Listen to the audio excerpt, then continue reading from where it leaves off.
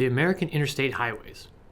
Not very exciting, but this system of roads has transformed the country. Here are some things you may not know about the interstate highway system. The first interstates were built in 1956.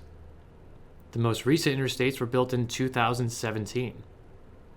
The I-90 is the longest interstate. It runs between Boston to Seattle and is 3,020 miles long.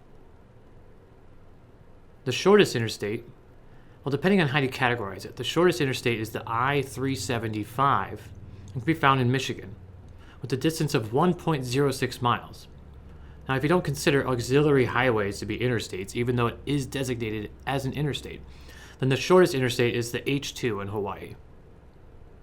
So what do these numbers mean? You have even-numbered interstates and you have odd-numbered interstates. The even numbers run east and west, whereas the odd numbers run north and south.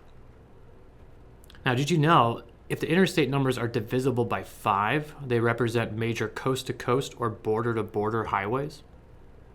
Have you taken a cross-country road trip on one? Let us know. We'd love to hear about it.